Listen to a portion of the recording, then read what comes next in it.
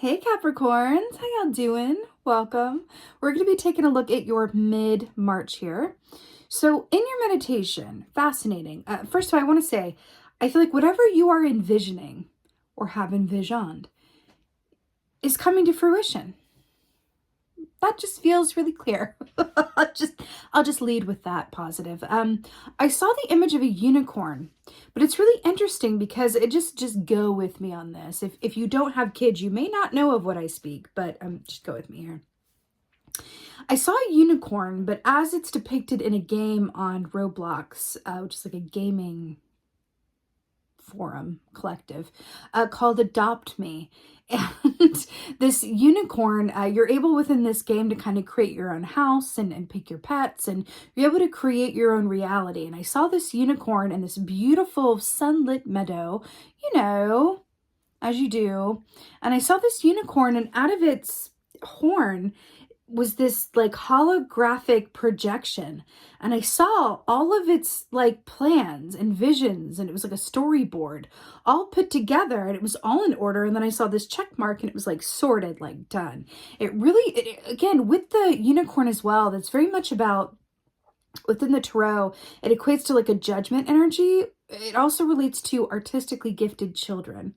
So I feel like there is a dream or something that you are working towards that makes you feel either like a kid again, or when you think about it or work on it, time just really flies. But your vision is coming to life. It's there. It's cool. It feels like you've done it. You've been clear about it. You've taken the divinely inspired action around it. And now all you have to do is watch it come into fruition. It's cool.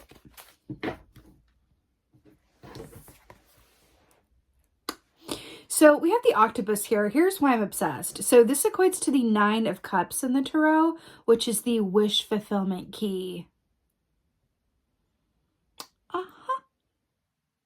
We're talking about bringing your vision to fruition, and then it's like the wish fulfillment key, which I'm absolutely here for. Octopus also speaks of clairvoyance as well. And then we talked about that horn, unicorn horn, that holographic image. There's an aspect with this of because you were able to envision something clearly, that's what's manifesting it, because you were incredibly clear about it. You were focused on it. There wasn't any sort of signal interruption. It was like you were focused and clear on it. You took divinely inspired steps in action towards it. You stayed vigilant, and now it's coming. I mean, I feel like I could end the reading there, but let's see what else is going on, Capricorn. All right. Okay. So we have this 5 of Cups here. So this is really interesting because first of all, mermaid, the symbol of, whimsy and fancy and childhood in a way as well. So, the 5 of Cups is very much about your perspective. It's about, are we focused on these 2 cups or the ones that have spilt over? Your reality is a direct reflection of your internal state, right? And I feel like that's what this is saying here. But I'm really drawn to the fact that we have a mermaid, and I saw a unicorn, and it's all these fantastical creatures. Then we have an octopus, which is basically like an alien that lives in the sea. It really feels like there's an aspect of like something you've been working towards or focused on or wanting to bring about that's had some bumps in the road, that has definitely required work and effort and patience, and that you're coming into it from a place of, it kind of feels like, what is that feeling? Well, it's either this or I'm done, or it's either this or nothing, or if it's not this, then I don't know what it could be. But it feels a bit fantastical. It feels like a bit out there. It could be a dream that by other people's standards is a bit of a flight of fancy or whatever, a young person's dream or whatever it is. But it feels like it is very particular to you and your own true brand of genius. And it feels like whatever you are working towards that matters to you, it doesn't necessarily matter if others either get behind it or other people in your environment, kind of line up to support you in it at any given time. It only just matters how you feel about it and how you see it, because you are your own visionary. to others, you you just may look like a naked person in the water, but you can see that you have this like mermaid half bottom or merman half bottom. You're just like, don't you see me for like the mythical genius creature that I am? That's what this feels like to me. It's interesting. It also feels like this emphasis on the vision and the sight. It feels like there's something about the way that you see things that is so unique and special to you, that feels like there's a lot of great energy in that. And you can capitalize on that and lean on that. Queen of Cups, our most intuitive queen. Why is everybody chilling by the sea or the waters with the octopus and the oceans? You know, she is our most intuitive queen. She's brilliant, but everything has a light and a shadow. I would say that her light side is that, you know, her intuition is on point. She knows absolutely everything that's not being said. She's queen of the subconscious realm, and she really allows her emotions to, you know, guide her, right? I would say the shadow side of the Queen of Cups is that her emotions can overwhelm her to a great degree. And here's the thing. In order to have clear access to our intuition, our emotions must be balanced, right? So there's something about that here, but I really feel like with all of this water and this like solo energy, it really feels like you're onto something. You're in and on your own groove. And it feels like you are with this foot out here like, oh, hello. You are walking your own path that is perfect and individually tailored to you, your dreams, your insight, and your potential in this world. Wow. You know, with all of this oceanic imagery, the ocean represents the unknown, right? And our intuition, right? Is that... I almost missed that. Let's talk. Spirit was like, hold on now, girl. You moving a little too fast on this train. Let's talk about the fact that she is sitting in an oyster. So oysters represent wish fulfillment. In fact, in the Leeza Robertson Animal Totem Tarot deck, which is my favorite, I'm not using it today, but it is my favorite. The star key, which is also about wishes being realized, is shown with an oyster with a pearl in it. You know, I feel like what's coming up around this is that there's an aspect of getting what you want that ain't all that. There's an aspect of getting what you want that requires that you release what was. Your new way of life, right, is going to require that you release aspects of your old one. Right? Leeza Robertson writes in the guidebook that goes along with the Animal Totem deck, I'm just getting this for you guys with this key. Have you ever noticed that people complain the loudest when they get what they want? And it's very true, because we're all about that wish fulfillment, right? But then when it comes, it suddenly requires change, and it requires sacrifice, and all of these things, you know, are involved within that. And I feel like there's something in that with you where you're being advised during this time to really center yourself and connect with why you're doing what you're doing, right? It's reconnecting to your why. I think Scorpio got something about this last round. You might want to watch Scorpio from March's last round. Reconnecting with your why, but it does feel like it's connected to your purpose in a way. Could be an artistic purpose or a spiritual purpose or whatever this is for you. But it definitely feels as though only you know the best way forward, and only you can really tap into your intuition by way of your emotions clearly enough to discern, you know, which turns to take in the road that lies ahead. And it really feels like we're looking at your path. This is all in the context of this wish fulfillment for you. Some of you guys could get it because this octopus is about clairvoyance, it's about Queen of Cups, who's very intuitive. Some of you guys could be experiencing also a growing of your intuitive abilities as well with this, which in the age of Aquarius is hardly a surprise.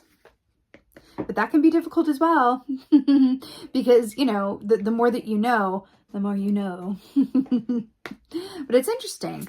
I feel like we're looking at a map at like how to operate within this like new reality that you've created. Ace of Swords. This represents writers, okay? This is big insight, big realization, big communication. It's that truth that you can't unknow. We're just talking about having an escalation or an uptick in your, clairvoyant, your intuitive abilities, or your artistic sensibilities and merit. Because this also represents contracts being signed, offers being made, or having the opportunity to move ahead with something that is life-changing.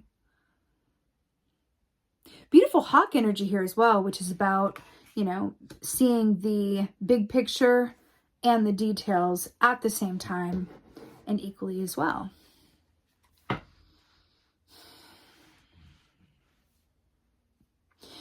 What's come up a lot in this round so far is the Two of Swords, which is very much about the head and the heart and taking time in the stillness. It's that tagline of the answers lie in the stillness. Taking time in the stillness to discern what your heart and your head are saying and giving them both equal, time and weight. It's coming through for you guys as well. Five of Swords, or Five of Cups. Clarify for the Five of Cups.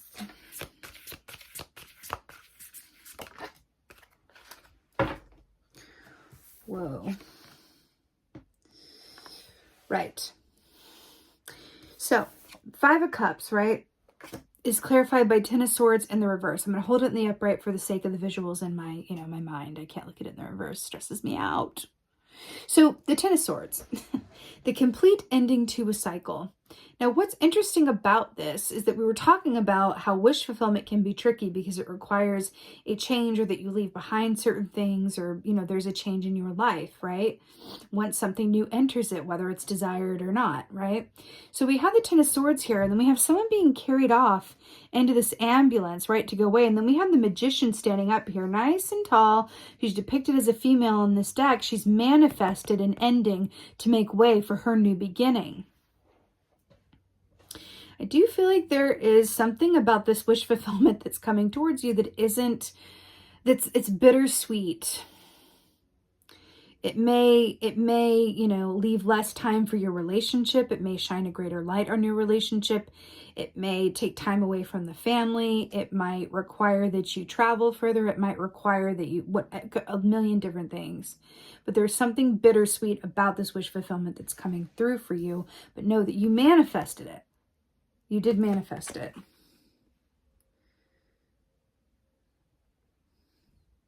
Perspective too, the way that she's looking down. And we have the Five of Cups with perspective. How you see things. Do you see the dead body getting carted off in the end? Do you see what's ending? Or do you see what's on the other side of that ending? Do you see the new beginning or the ending? Okay. Queen of Cups.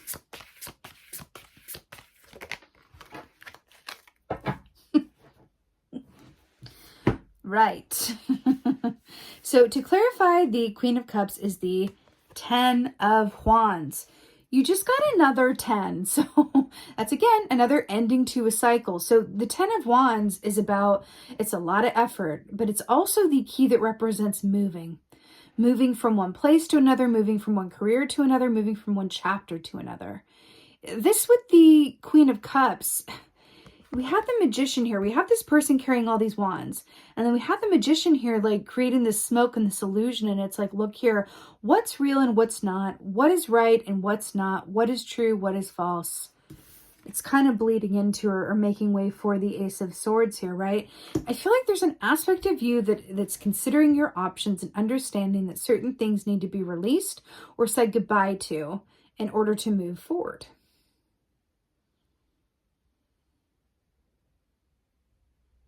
But it's really bittersweet. I feel like saying that. Like, I can't tell you. It's very Chekhovian. Very Chekhovian, like Chekhov, as an Anton playwright, was known for the, characters who would laugh and cry at the same time. And it really speaks to the bittersweetness of life. That every wonderful thing, oftentimes has just, a reason to cry. Like there's a loss inherent with each new wonderful thing, whether it's saying goodbye to something in order to welcome it, or it's, you know, that kind of sadness that comes with, like, you know, all the time that was spent thinking it was never going to happen. So there's a sadness in the time wasted as well, getting there, right? It's interesting, that bittersweetness. But again, I keep wanting to say, but it's like happy. But it's like bittersweet, but it's like, no, it's happy though. You know what I mean? But it's both things. It's both things. It's Jacobian. It's both things. Okay. Ace of Swords.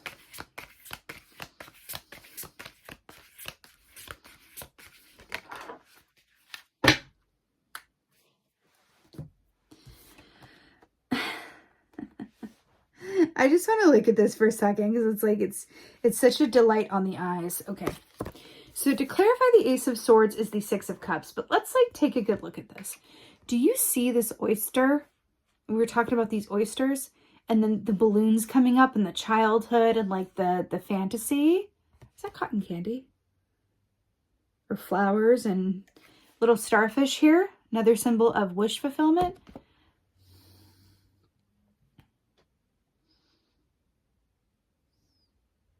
So in the Fool key in the tarot, there is a kid about to jump off a cliff, but in like an adventurous way.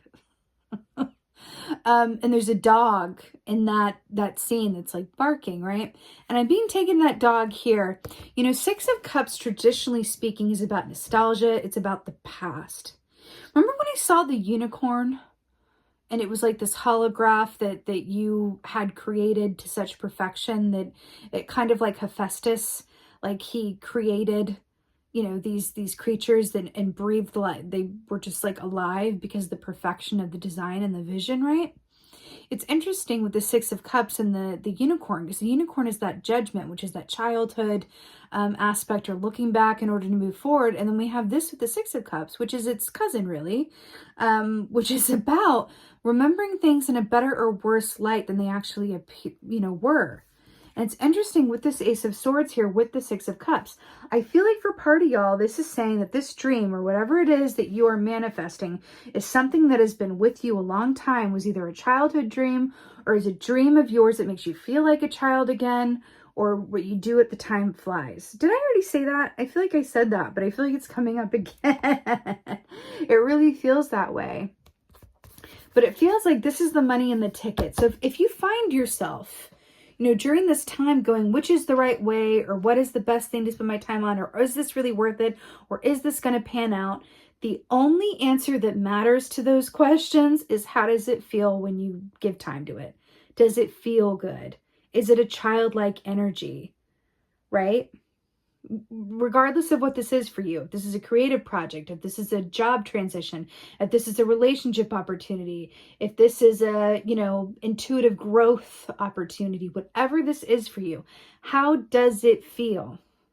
Because if it feels like a pink whale with balloons and, you know, cotton candy flower goblets and a dog, and if it feels like that, right?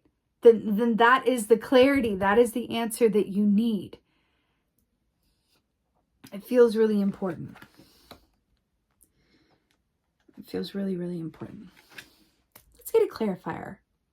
Feeling like this one. Or not a clarifier, an oracle. Let's get an oracle for Capricorn. I'm hearing choices. choices. But it does feel like you're at a particular, is that a particular pinnacle? It feels like something about that, right? It feels like something about that. And again, Ace of Swords represents riders as well, so something in that. Or those writers are those here with messages to gift to the world, right? Messengers, absolutely. Okay, let's get an oracle.